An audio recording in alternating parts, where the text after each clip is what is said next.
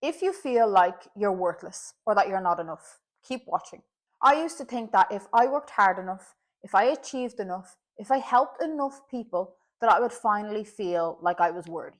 But no amount of external success ever made me feel like I was enough.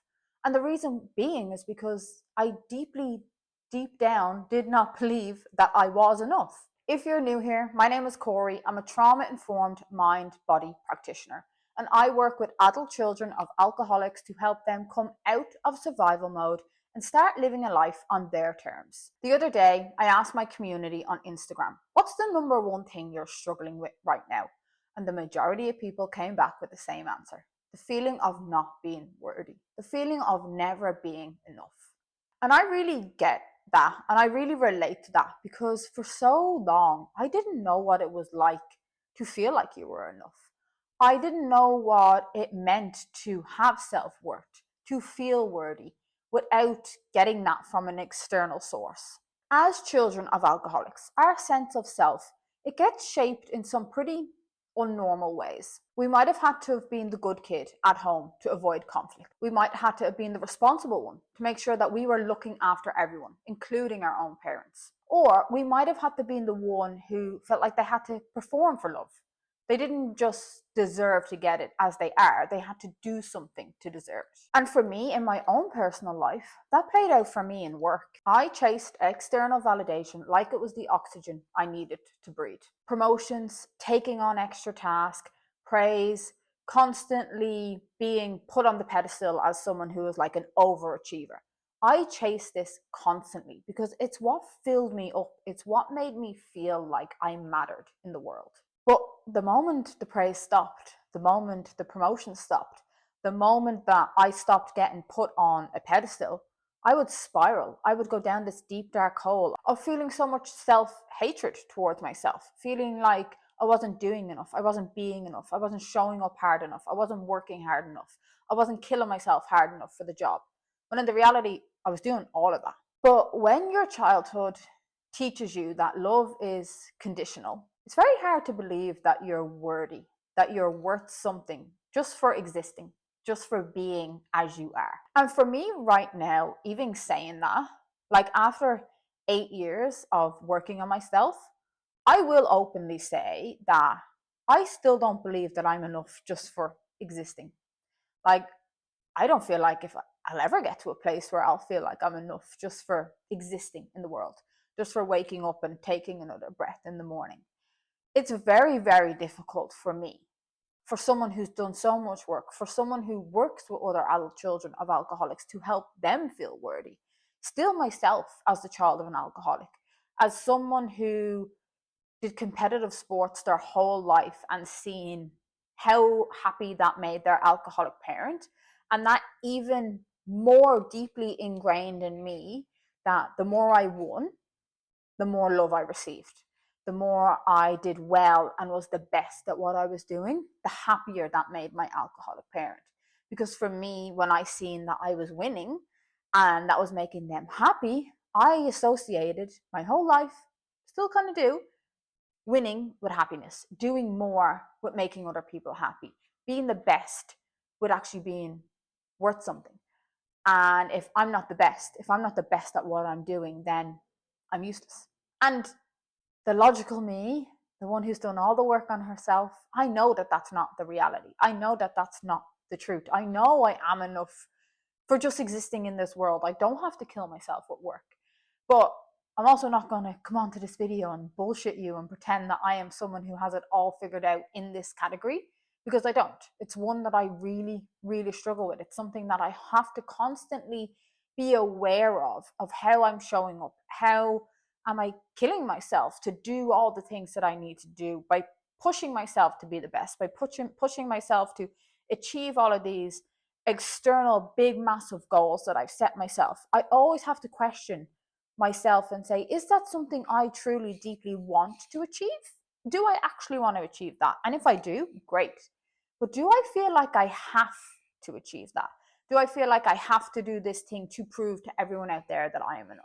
And one of the biggest turning points and realizations that I have had on this healing journey, and that I want you to have as well, is just because I don't think I'm enough doesn't make it true. Not every thought that you have is worth your attention. Not every thought that you have is actually the reality of your situation. And our minds can be our own worst enemies. And I have learned this lesson the hard way. I feel like my mind has been going against me for a very, very long time. It still goes against me. I'm just much, much better at blocking out a lot of the noise now. But it wasn't always that way. I always used to believe everything that my mind would tell me, every negative thought, every really mean, horrible thing it would tell me about myself. I believed that to be true. But when I realized that I don't have to believe all of these thoughts to be true, it changed the game. Growing up with an alcoholic parent, our minds have been wired for years by trauma and survival.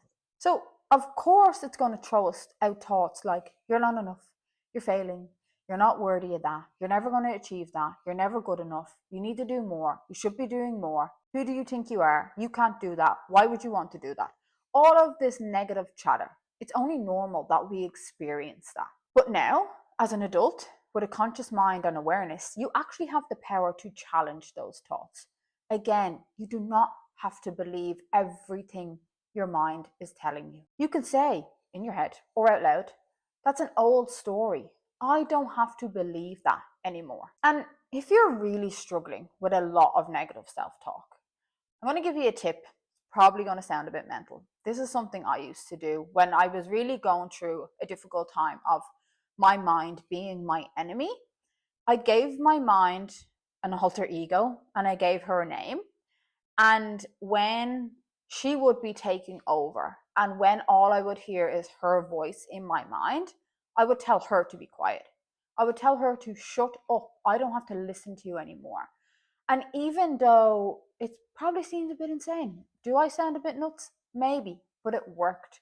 Creating that space from your mind, creating that space from your thoughts, especially if you're being overwhelmed by a lot of negative self-talk, can do wonders for just giving yourself that break in the circuit. Because when we get caught up in that circle of constant churn of negative after negative after negative, it can be so difficult to break that. And you need a circuit breaker by giving maybe it a name or whatever you want to do. I found that to be helpful.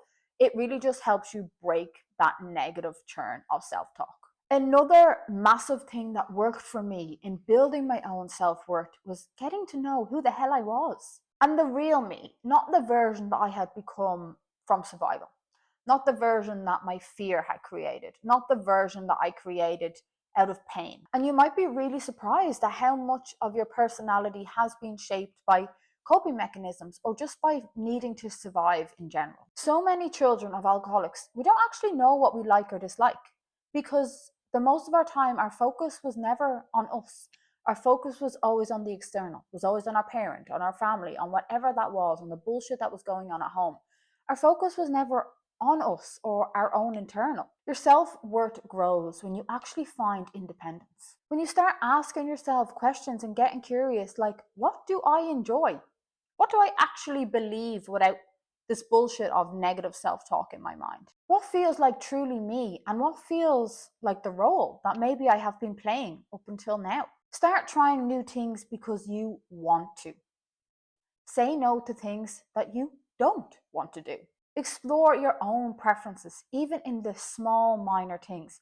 It can be anything like, what do you like to eat? Or how do you want your house to look? How do you want your hair to look? And as you do that, something amazing happens. You begin to trust your own ability to make your own decisions about your own life. And that self-trust builds the foundation for lasting self-worth. So I want to let you in on a little secret, okay? This is the thing that changed everything for me. This is the one thing that I did that actually catapulted me from being someone who chased my self-worth in every external source that I could find it, to actually really truly believing that I am worthy. I do have a lot of work and still to go in this area on myself.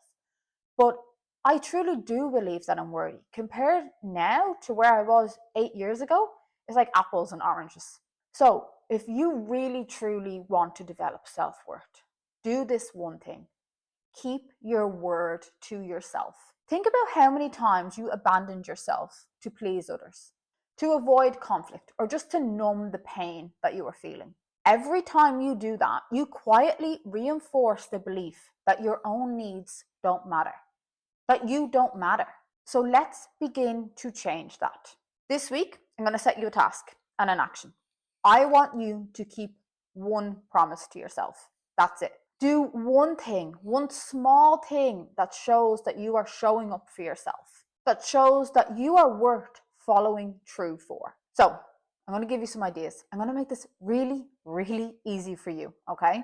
Go for a 10-minute walk each day to clear your mind. Journal 5 minutes every night before bed, just to actually hear the thoughts that are going on in your mind. Cook yourself a delicious, nourishing meal. Just do it one time. Say one kind thing or one kind affirmation to yourself every morning before you get out of bed. Or put your phone away at 9 p.m. every night. No Instagram, no TikTok, no whatever crap it is you're scrolling on. Put the phone away at 9 p.m. so you can get the rest that you deserve. Or use that time to connect with a loved one. How much time do we waste? And I am guilty of this. At sitting beside the people that we love, scrolling on our phones. It's absolutely horrendous when you think about it. So challenge yourself maybe this week. Put the phone down at 9 p.m. and don't pick it up until the next day. And look, the task does not really matter as much as the follow through does. And remember what I said. Remember these words. Self-trust is the foundation for lasting self-worth. So this week, just keep that one promise to yourself. Don't do it just because it's productive or it's one more thing to do. Do it because it's going to prove to yourself that you matter. So let me know in the comments, what's the one thing you're going to stick at this week that's going to show you that you are worthy? If this video spoke to you, I have a free mini course that's really going to help you getting started on your healing journey. I'll leave the link below in the comments. And if you haven't already, hit subscribe and stay with me on this journey as we all heal from the pain of having an alcoholic parent.